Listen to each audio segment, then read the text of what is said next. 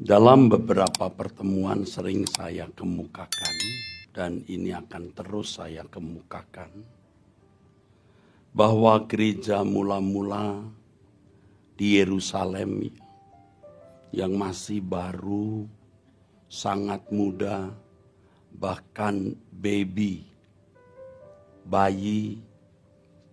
sangat rentan terhadap pengaruh dunia, saudara. Karena mereka juga belum memiliki Alkitab seperti kita, mereka baru beberapa tahun mengenal Injil, dan Injil juga belum menjadi kitab. Mereka sangat rentan terhadap pengaruh dunia. Itulah sebabnya Tuhan membawa mereka kepada keadaan sulit, yaitu penganiayaan secara fisik.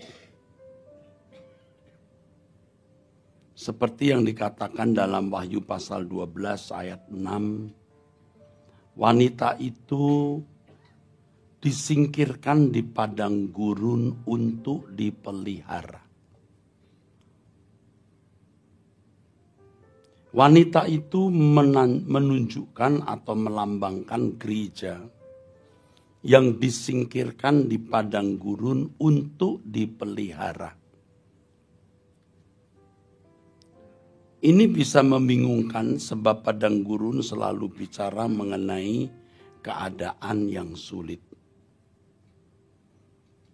Saya ulangi, Wahyu 12 ayat 6, perempuan itu lari ke padang gurun, di mana telah disediakan suatu tempat baginya oleh Allah, supaya ia dipelihara di situ. Padang gurun selalu menunjuk keadaan sulit. Seperti bangsa Israel dari Mesir ke Kanaan harus lewat padang gurun. Tetapi herannya, atau sukar dimengerti, dikatakan bahwa justru padang gurun itu memelihara mereka. Padang gurun itu memelihara mereka. Tempat yang baik, tempat yang kondusif, tempat yang mendukung tercapainya tujuan, yaitu pemeliharaan. Jadi penganiayaan yang dialami oleh orang Kristen, persecution, itu merupakan cara Allah untuk membuat mereka terpelihara. Suffering mereka, penderitaan mereka. Bullying fisik membuat mereka terpelihara.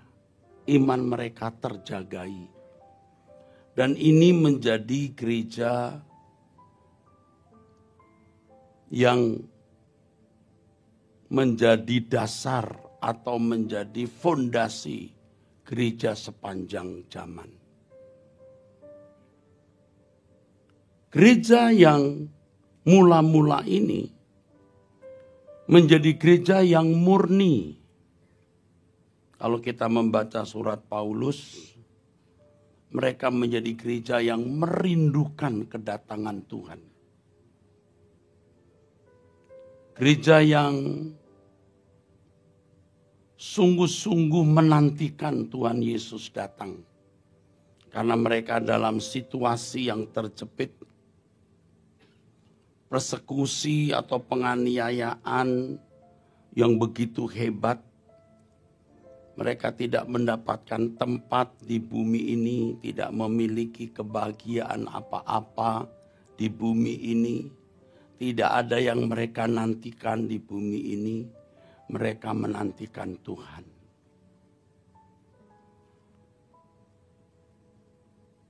Ini gereja mula-mula, saudara. Tuhan tidak memberi kesempatan mereka menikmati dunia. Tetapi gereja-gereja di abad-abad berikut Tuhan tidak memberikan lagi aniaya. Gereja-gereja sudah memiliki Alkitab. Gereja-gereja telah melihat pengalaman gereja sebelumnya yang mestinya menjadi pelajaran.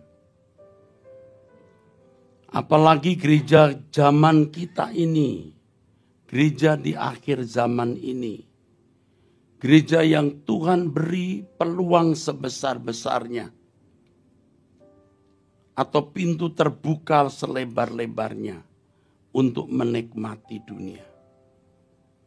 Karena gereja di akhir zaman ini, gereja yang dipandang Tuhan sudah dewasa.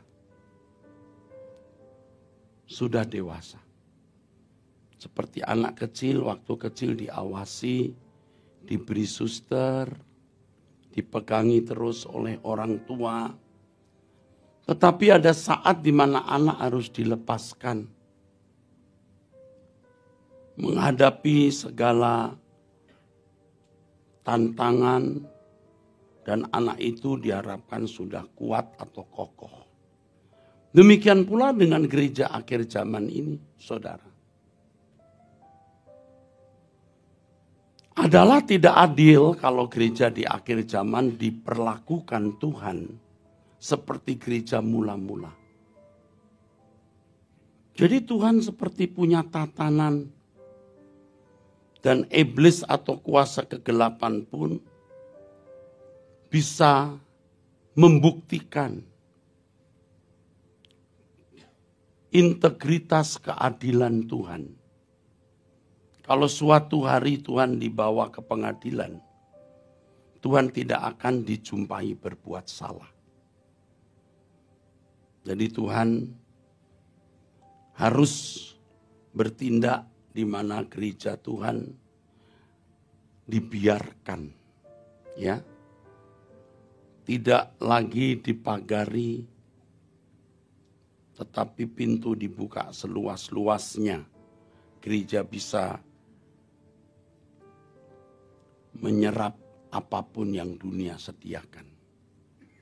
Gereja yang dewasa mestinya mengerti. Sudah punya Alkitab, sudah belajar dari sejarah gereja sebelumnya. Mestinya mengerti bagaimana harus bertindak. Tetapi kita melihat apa yang difirmankan oleh Tuhan. Bahwa akan terjadi kemurtatan yang besar. Ya saudara, sampai-sampai Tuhan Yesus berkata di Lukas 18 ayat 8, kalau nanti Yesus datang, apakah dia menjumpai iman di bumi? Dunia kita hari ini dunia yang sangat rawan terhadap iman Kristen. Dan Tuhan tidak memagari. Masing-masing orang percaya, masing-masing individu harus bisa menjaga diri. Harus bisa memilih apa yang harus dipilih dan apa yang tidak boleh dipilih. Beda dengan gereja mula-mula. Tidak diberi kesempatan memilih. Karena gereja bayi, masih baby, kanak-kanak. Jadi Tuhan protek dengan kondisi penganiayaan itu. Persekusi yang begitu hebat. Dan itulah cara Tuhan memelihara gerejanya. Padang gurun keadaan yang sulit, tetapi memelihara gereja. Sekarang Tuhan tidak berbuat demikian. Tidak akan. Tuhan itu fair. Ini gereja sudah dewasa. Mestinya sudah tua. Tidak perlu diprotek dengan cara seperti Tuhan memprotek atau memperlakukan gereja mula-mula. Dan kenyataannya seperti yang tadi saya katakan, terjadi kemurtatan besar. Sampai-sampai Tuhan Yesus berkata, Kalau anak manusia datang, apakah dia menjumpai iman di bumi? Dunia ini rawan terhadap iman Kristen atau terhadap kemurnian iman Kristen. Tetapi Tuhan tidak memprotek. Karena masing-masing individu harus berjuang untuk bisa melepaskan diri dari jerat dunia. Alkitab sudah ada, orang Kristen bisa belajar dari sejarah gereja yang berlangsung selama ratusan bahkan ribuan tahun. Dan pasti juga Tuhan akan mengutus pelayan-pelayan atau hamba-hamba Tuhan yang masih bisa menjadi juru bicara Tuhan, menyampaikan kebenaran firman yang murni. Tetapi masing-masing individu harus serius menjaga diri, memprotek diri dari pengaruh dunia. Harus bisa memilih apa yang harus dia pilih. Dan Tuhan seakan-akan diam. Seakan-akan Tuhan tidak ada, saudaraku. Ya, kalau gereja mula-mula, Tuhan masih menyatakan beberapa penyataan dan pernyataan yang begitu nyata, ya sebagai penghiburan. Tapi zaman kita Tuhan seakan-akan tidak ada. Namun kita harus percaya kepadanya. Kalau anak manusia datang, kalau Yesus datang, apakah dia mendapati iman di bumi? Apakah masih ada orang yang beriman dengan benar? Menjadi Kristen yang benar. Umat pilihan yang layak bagi Tuhan. Sedikit sekali berarti. Jadi kalau Tuhan mengatakan, jika anak manusia datang, apakah dia menjumpai iman di bumi? Artinya sedikit sekali orang yang menjadi Kristen yang benar. Pertanyaannya adalah, saudara ini termasuk orang Kristen yang benar atau tidak? Kalau Tuhan Yesus datang, apakah saudara dijumpai sebagai orang Kristen yang benar? Kalau saya boleh jujur, saudaraku, sebagian besar saudara belum. Saudara itu masih banyak khawatir dengan banyak hal, takut, sibuk, dan hanyut dengan segala kesenangan dunia. Saudara orang baik-baik yang karenanya saudara masih ke gereja. Mungkin saudara punya kebaikan lebih dari sebagian orang atau rata-rata orang. Bisa. Karenanya saudara ke gereja. Ke gereja pun gereja yang tidak terlalu modern ya. Gereja kita ini tidak terlalu modern, saudara. Banyak gereja sekarang lebih modern musiknya, worship leader, singernya, ya.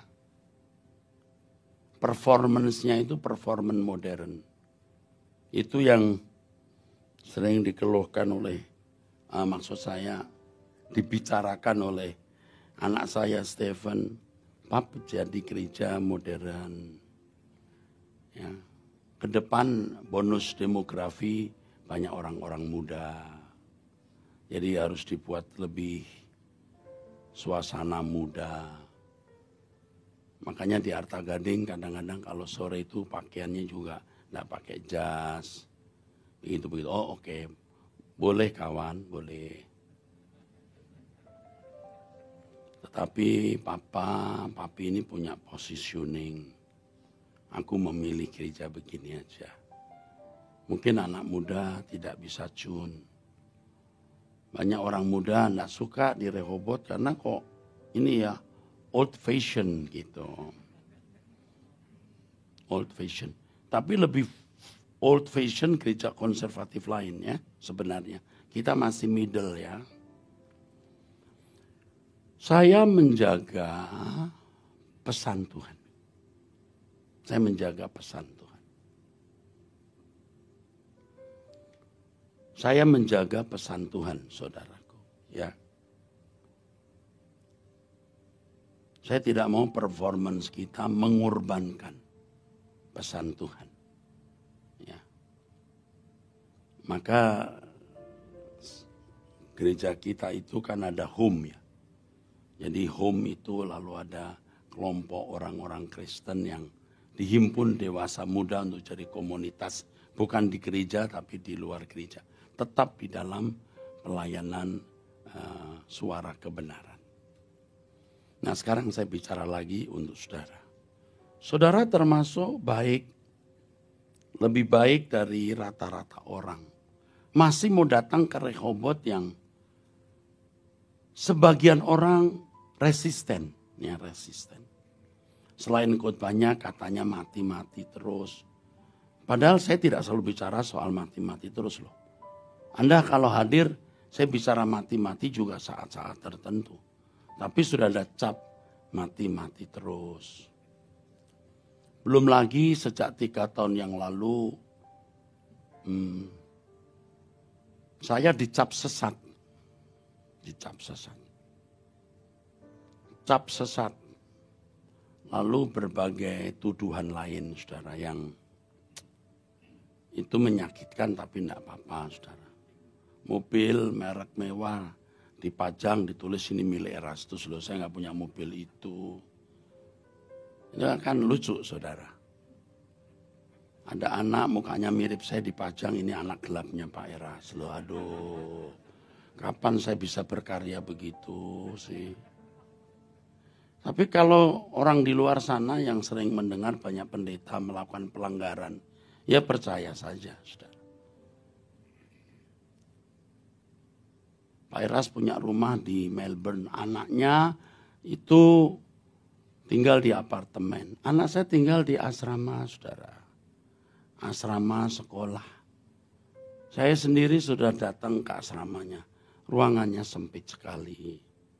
Jauh lebih luas rumahnya di Jakarta.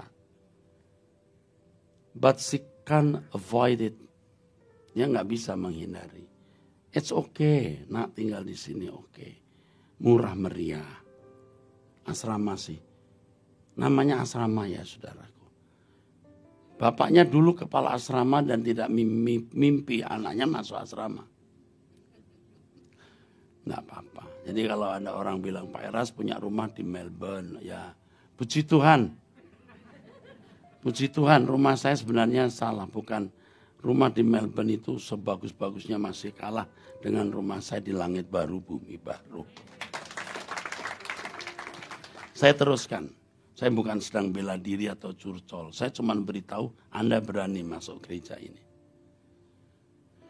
Sudah gerejanya mati-mati terus, surga terus, pendetanya sesat, sekarang macam-macam. Oke, seandainya benar begitu, seandainya beri kesempatan saya bertobat.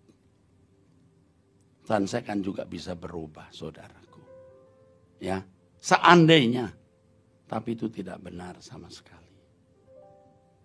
Nah, saudara termasuk berani ya ke gereja seperti ini. Tapi saudara masih sering setengah-setengah. Suam-suam. Anda tidak berani militan, Anda kurang berani all out. Itu masalahnya. Saya berdoa untuk pertemuan ini, saudara. Saya berdoa untuk berdiri di sini ini. Dan saya serius minta Tuhan untuk menyampaikan apa isi hati Tuhan kepada saudara. Sebagian saudara ini masih belum full. Kalau seibarat mobil, Anda punya mobil bisa kecepatan 200 km. Anda 70, 80, 100, 120 turun lagi 40 km. Kenapa nggak pol? Gitu. Toh Anda tidak akan jadi aneh, tidak akan jadi nyentrik. Ekonomi saudara juga tidak jadi berantakan nanti. Anda juga tidak dimintain duit. Tentu saudara memberi persembahan. Tidak pun tidak masalah. Apa sih ruginya? Kok takut ya jadi orang Kristen yang sungguh-sungguh? Orang Kristen yang mau hidup benar. Kok takut ya? Takut salah lagi Pak. Ya salah minta ampun. Belajar lagi. Nggak ada orang yang seketika naik sepeda lalu bisa. Dulu waktu kita belajar naik sepeda, maksud saya anak-anak kita. Rodanya bukan 2, 4. 4 dulu, nanti baru dilepas yang 1 jadi 3. Setelah 3, 2. 2 pun dipegangin papa, mengerti nggak? Nah saudara juga kan mesti berlatih. Kalau saudara berkata, wah saya masih duniawi, proses. 5 tahun lagi, saya masih duniawi, proses.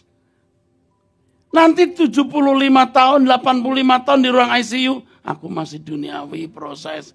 Mati ibu, mati Pak, udah mau deket. Kenapa nggak serius mulai sekarang? Apa ciri orang yang tidak full? Dia lupa kemana dia pulang. Yang namanya hilang, tersesat, itu bukan hanya mereka yang di luar gereja. Di dalam gereja juga bisa terhilang, saudara. Anak sulung yang ditulis di Lukas pasal 15, memang tidak keluar rumah, saudara. Tidak seperti anak bungsu yang minggat. Dia di rumah kelihatannya baik-baik, tapi tidak sehati dengan Bapak. Adiknya pulang, bukannya dia sehati dengan Bapak menyambut adiknya dan merayakan kepulangan adiknya. Dia demo, protes, tidak mau masuk rumah. Dia di luar. Saat mana pesta berlangsung. Ini kan seperti membuang kotoran di muka orang tuanya. Dia tidak mau masuk. Dia protes kenapa anak jahat itu pulang dipestain. Sedangkan dirinya yang di rumah tidak menikmati apa-apa gitu. Sampai papanya ya keluar. Yang aku punya kamu punya nak. Gitu. Yang Bapak punya itu kita punya. Makanya di dalam Roma 8 ayat 17, kita ini orang-orang yang menjadi ahli waris yang akan mewarisi bersama dengan Tuhan Yesus. Oke, boleh tepuk tangan. Saya kalau nggak mikir begitu, saya nggak mungkin jadi pendeta baik. Nggak mungkin bener. Sudah mikir begitu saja masih bisa goyang, saudara. The world is not my home. Terus disuarakan di hati kita. Dunia bukan rumahku. Aku punya kekayaan nanti bersama dengan Tuhan Yesus. Itu kan kalau di pikiran manusia absurd banget, kacau gitu. Mikir apa sih? Nantilah. Sekarang ya sekarang. Kita masih nginjek bumi, Pak. Mumpung kamu nginjek bumi, kamu bersiap-siap untuk nanti. Kalau nanti kamu sudah nggak nginjek bumi, kamu nggak bisa persiapan.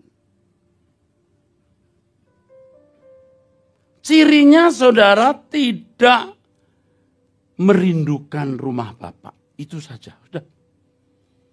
Saya ini manusia seperti saudara yang juga punya kodrat dosa, kecenderungan salah, nafsu, ego, ambisi.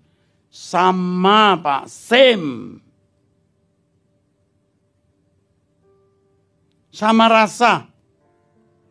Sami mawon, miwon. Sama rasa, sasa. Sama. Tetapi kita bisa memilih. Aku memilih kerajaan Tuhan. Bisa. Jadi kalau kita memilih kerajaan Tuhan, kita berkemas-kemas sejak kita hidup. Ya kita kerja keras lah. Cari nafkah lah.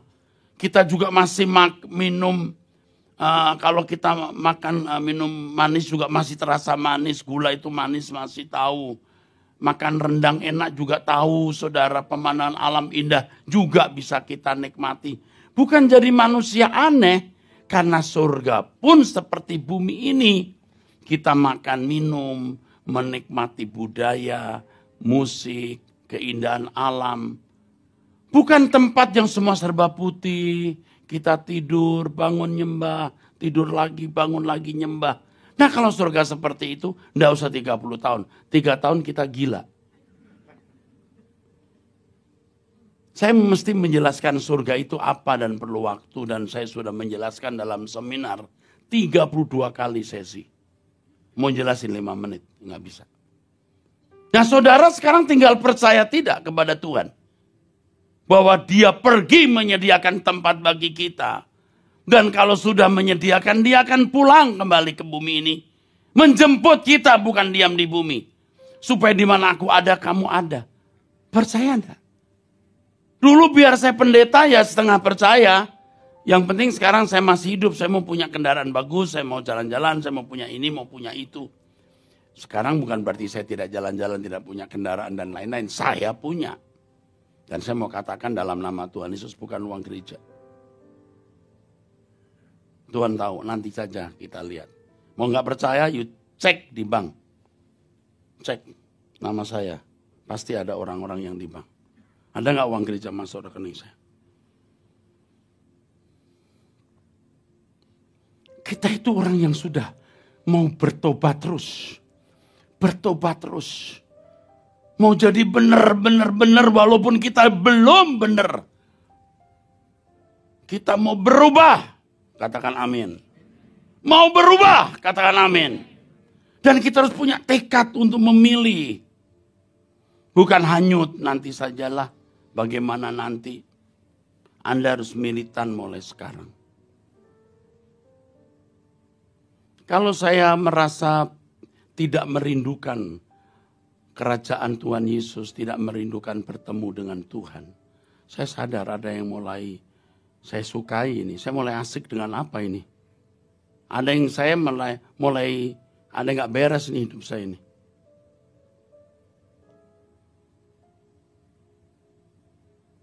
Biar pendeta juga mudah menyimpang saudara. Seperti saudara, saya ini makhluk seperti saudara. Bukan makhluk lain. Tapi kita mau berjuang berubah. Mazmur pasal 84 yang Tuhan berikan ke saya. Yang harus saya bacakan kepada saudara. Betapa disenangi tempat kediaman-Mu ya Tuhan semesta alam. Betapa disenangi tempat kediaman-Mu ya Tuhan semesta alam. Jiwaku hancur karena merindukan pelataran-pelataran Tuhan. Hatiku dan dagingku bersorak-sorai kepada Allah yang hidup. So lihat kerinduan ini.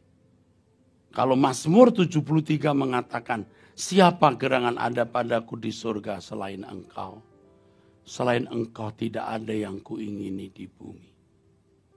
Wow. Ini umat perjanjian lama sudah punya kerinduan seperti itu. Kalau Paulus lebih tajam ya, berkata, kalau aku disuruh memilih, aku memilih pulang bersama Tuhan di surga. Tetapi kalau aku harus hidup memberi buah untuk kamu. Harus bekerja. Bahkan burung pipit telah mendapat sebuah rumah. Dan burung layang-layang sebuah sarang tempat menaruh anak-anaknya pada misbah-Mu, ya Tuhan semesta alam, ya Rajaku, ya Allahku atau Elohimku. Kalau kata Tuhan saya ganti Yahweh karena terjemahan aslinya Yahweh. Pada misbah-misbah-Mu, ya Yahweh. Semesta alam ya Rajaku dan Rajaku Melech. Dan Allahku Elohimku. Ini menunjukkan perasaan cemburu tapi positif. Burung pipit yang tidak mahal harganya. Kalau Yesus berkata 2 ekor seduit. Seduit itu mata uang paling kecil. Bisa membeli 2 ekor seduit. Tuhan Yesus berkata, betapa lebih berharganya kamu. Jadi Tuhan pasti lebih menghargai kita. Kalau burung pipit disediakan tempat, Dia pasti lebih menyediakan tempat bagiku. Yang hari ini bisa kurasa tidak kubutuhkan, tapi juga bisa kurasa sangat kubutuhkan. Dan rata-rata orang tidak merasa membutuhkan. Setelah mati baru merasa membutuhkan. Dan biasanya orang-orang seperti ini kurang setia kepada Tuhan atau tidak setia kepada Tuhan. Pengkhianatan terhadap rumah Tuhan itu biasanya disertai pengkhianatan terhadap Tuhan sendiri. Di kisah anak yang terhilang si bungsu berkata, aku berdosa kepada Bapa dan surga. Tuh lihat. Kalau si sulung tadi tinggal di rumah bapaknya tapi tidak seiring dengan bapaknya. Jangan kita tinggal di gereja, masih ke gereja, rajin ke gereja, tidak sehati dengan Tuhan. Tuhan Yesus berkata, kalau aku sudah pergi menyediakan tempat bagimu, aku akan datang kembali. Supaya di tempat di mana aku ada, kamu ada. Tapi kita sering tidak ingin di mana Tuhan ada. Kita feel at home di sini. Makanya terikat dengan percintaan dunia. Ada hal yang kita tunggu, kita nanti yang kalau kita capek, kita merasa lebih bahagia. Mestinya kita belajar menjadikan Tuhan kebahagiaan kita. Kalau kita bisnis mau dapat uang sebanyak-banyaknya. Kalau kita studi mau meraih prestasi setinggi-tingginya. Semua juga kita persembahkan untuk Tuhan, saudaraku. Katakan amin. Berbahagialah orang-orang yang diam di rumahmu, yang terus-menerus memuji-muji engkau, yang mengagumi kebesaran dan kemuliaan Tuhan. Berbahagialah manusia yang kekuatannya di dalam engkau, yang berhasrat mengadakan ziarah. Ziarah ini bukan ke kuburan, saudaraku. Kalau orang-orang Yahudi itu 1 tahun sekali harus ke Yerusalem. Ini budaya ratusan tahun sebelum Masehi. Seperti tetangga kita yang beragama Muslim naik haji setiap tahun, entah naik haji atau umroh ya. Kalau orang Yahudi ribuan tahun sebelum Masehi, jadi sekitar ribuan tahun sebelum Yesus. Kalau agama Yahudi itu kan 1500 sebelum ada agama Kristen. Kalau agama Islam itu 2100 tahun sebelum ada agama Kristen. Sebelum ada agama Yahudi. Agama Kristen 1500 tahun sebelum agama Yahudi, itu 1500 tahun sebelum ada agama Kristen. Setelah agama Kristen baru 600 tahun, 700 tahun baru ada agama Islam. Ini banyak orang tidak ngerti ya. Agama Yahudi itu 1500 tahun sebelum Masehi. Yesus muncul di abad mula-mula. Abad ke-6, ke-7 baru ada agama Islam. Jadi berkiblat ke Yerusalem itu sudah dilakukan oleh orang Yahudi. Kalau mereka sembahyang, mereka berkiblat ke arah Yerusalem. Setahun sekali ke Yerusalem, itu ziarah namanya. Orang-orang yang berziarah itu menunjukkan kesetiaannya kepada Elohim Yahweh setiap tahun. Dan mereka biasa membawa persembahan. Berbahagialah manusia yang kekuatannya di dalam engkau. Artinya kekuatan untuk menjumpai Tuhan. Kekuatan untuk menemukan Tuhan. Apabila melintasi lembah Baka. Ini lembah Baka, ini lembah gersang. Di lembah ini yang tumbuh hanya pohon baka namanya. tinggi-tinggi karena akar tunjangnya bawah ke dalam. Sulit tanaman lain hidup karena gersang. Tetapi apabila orang-orang yang berhasrat mencari Tuhan melewati lembah itu, maka lembah itu dibuatnya menjadi tempat yang bermata air. Bahkan hujan pada awal musim menyelubunginya dengan berkat. Tuhan tidak mungkin tidak menyertai saudara kalau saudara berhasrat benar-benar ingin masuk kerajaan surga.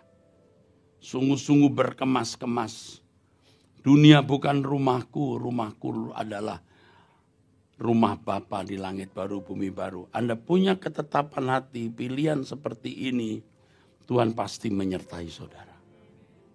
Saudara pasti istimewa, karena saudara pasti menghormati Tuhan.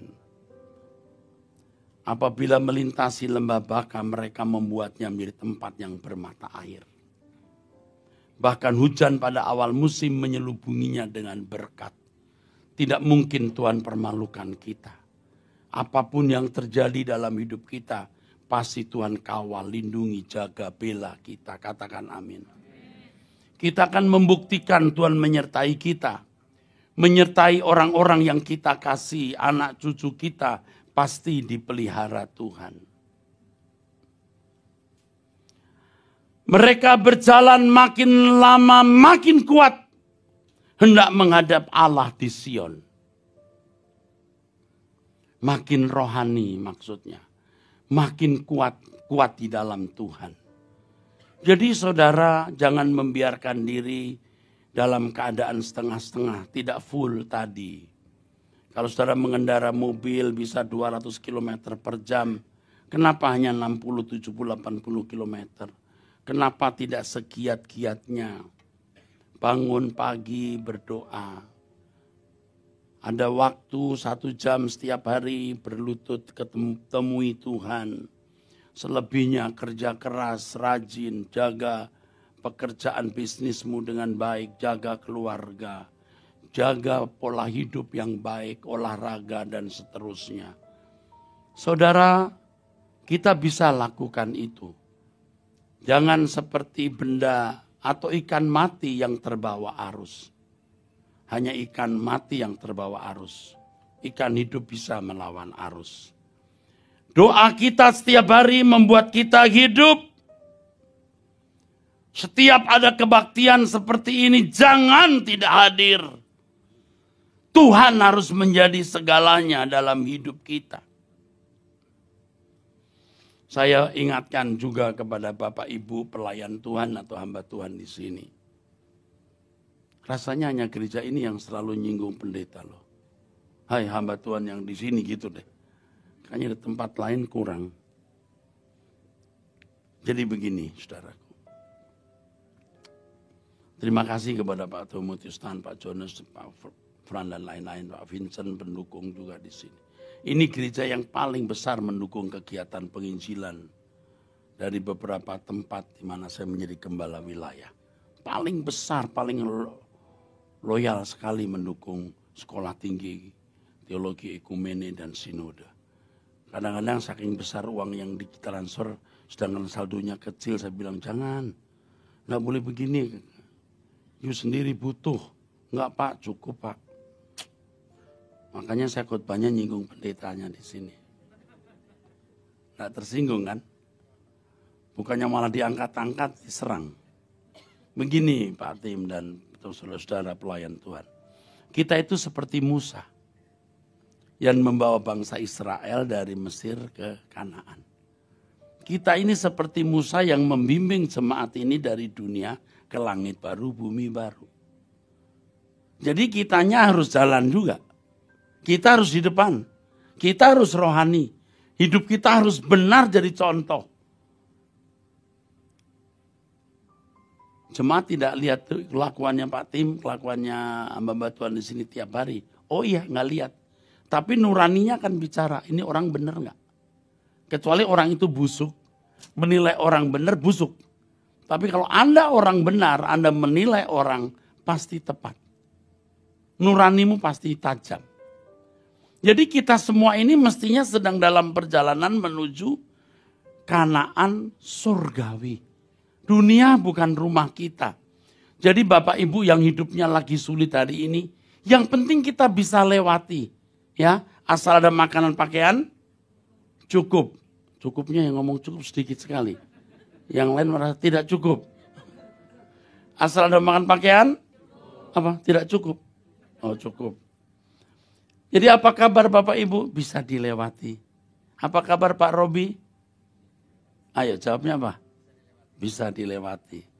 Kita kan bergaul udah lama banget nih Pak, di 20 tahun, 25 tahun lebih. Bisa dilewati kan? Bagaimana saya menghadapi kesulitan, ya kita bisa lewati. Bisa dilewati. Yang penting kita ketemu nanti di langit baru, bumi baru. Kalau saya Pak Tim dan teman-teman ini tidak serius membawa saudara ke langit baru, bumi baru, ini jahat sekali, bukan jahat. Jahat sekali. Untuk apa kumpulin orang begini? Hanya nyanyi. Lalu dapat duit. Pendeta bisa hidup. Maaf, enggak begitu. Enggak ada begitu. Supaya saudara mendengar firman. Kalau Sabtu ditunggu jam 5 pagi berdoa di sini.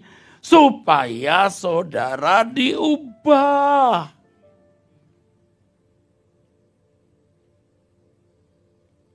Saudara ya, bayangkan, renungkan ya. Kalau saudara mati, rohmu melayang. Anda kayak culun, tahu culun. Anda mau kaya, mau hebat bagaimana? Nggak ada artinya. Tapi kalau sejak hidup di bumi saudara serius mencari Tuhan, Tuhan menjemput saudara. Kalau saudara memang benar-benar berhasrat mengadakan ziarah, berhasrat mengadakan perjalanan menuju Yerusalem baru, hari matimu jam berapa, tanggal berapa, detiknya, jam tepat Tuhan akan atur. Dengan cara apa saudara meninggal. Semua akan diatur Tuhan. Amin gak saudara? Tuhan itu hidup. Anda percaya? Jangan setengah-setengah. Dia nyata. Allah yang dikatakan Alkitab, dikisahkan Alkitab. Itu nyata. Alkitab itu benar. Alami itu saudaraku. Jadi saudara gak boleh setengah-setengah lagi. Anda orang baik-baik, bahkan kebaikanmu di atas rata-rata umum. Kalau sudah berani datang ke Rehoboth ini biasanya agak nekat dikit gitu. Betul. Tapi jangan setengah-setengah. Ayo kita sungguh-sungguh. Amin.